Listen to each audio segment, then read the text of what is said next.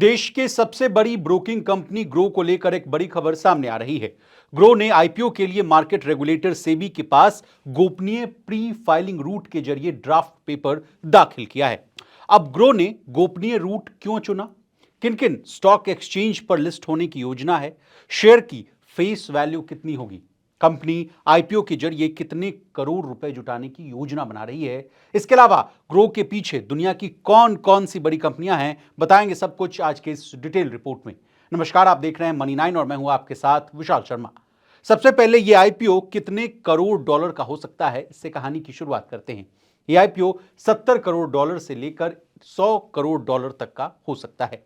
इस आईपीओ के कागजात गोपनीय तरीके से सेबी के पास फाइल किए गए हैं, यानी आसान भाषा में कहें तो अधिक डिटेल्स सार्वजनिक तौर पर उपलब्ध नहीं हो पाई है। इसके तहत ग्रो के ₹2 की फेस वैल्यू वाले शेयरों की बीएसई और एनएसई दोनों पर एंट्री होगी।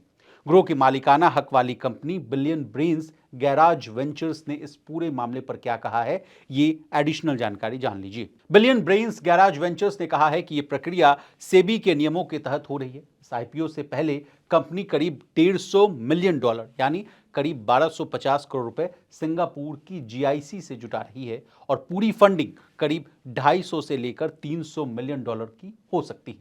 इस डील के बाद ग्रो की कुल वैल्यूएशन $7 बिलियन, यानी इस आंकड़े को अगर आप भारतीय रुपए में कन्वर्ट करें तो यह आंकड़ा करीब 58,000 करोड़ रुपए का आंका जा रहा है। ग्रो के शुरुआती निवेशकों में कौन कौन सी कंपनियों के नाम शामिल हैं, यह अगला सवाल आपके मन में आ रहा होगा, तो इसका भी जवाब ले लीजिए।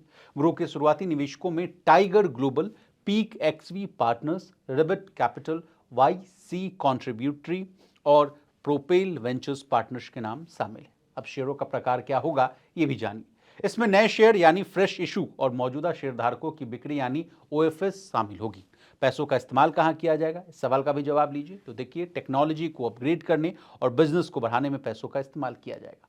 अब ग्रो के फाइनेंशियल्स को भी आसान भाषा में डिकोड करते हैं। फाइनेंशियल ईयर 2023-24 के साल में ग्रो ने रेवेन्यू में 119% की छलांग लगाई, यानी 1435 करोड़ से ये जो छलांग है वो 3145 करोड़ की थी। ऑपरेटिंग प्रॉफिट भी 458 करोड़ रुपए से बढ़कर 535 करोड़ का हो गया, लेकिन कंपनी को 805 करोड़ रुपए का नुकसान हुआ था। अब नुकसान की वजह क्या है, इसको भी आसान भाषा में मैं आपको समझाता हूं। देखिए, इसकी बड़ी वजह ये थी कि अमेरिका से भारत में अपना जो ये मुख्यालय है उन्होंने उनको शिफ्ट किया था, इसलिए उसमें 1340 करोड़ रुपए का टैक्स देना पड़ा था।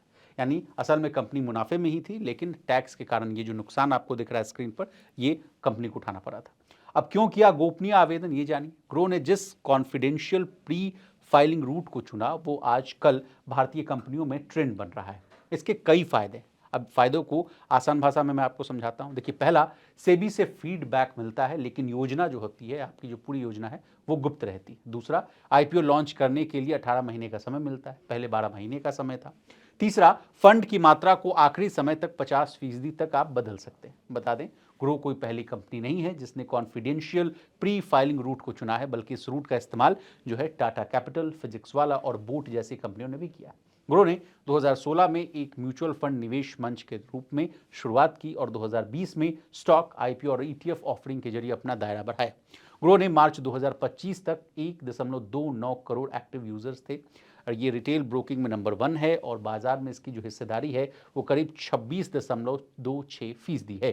कंपनी ने हालिया अधिग्रहण के रूप में वेल्थ मैनेजमेंट कंपनी फिसडॉम को खरीदकर सेवाओं का, यानी जो अपनी सर्विसेज है उसका विस्तार किया था। आगे की राह की बात करें तो ग्रो के आईपीओ को जेपी मॉर्गन, कोटक महिंद्रा और सिटी ग्रुप जैसे बड़े बैंक संभाल रहे हैं। शेयरों की लिस्टिंग, जैसा कि मैंने आपको पहले ही बताया, एनएसई और बीएसई पर होगी। अगर यह आईपीओ सफल रहता है तो यह भारतीय फिनटेक सेक्टर का सबसे बड़ा आईपीओ बन सकता है।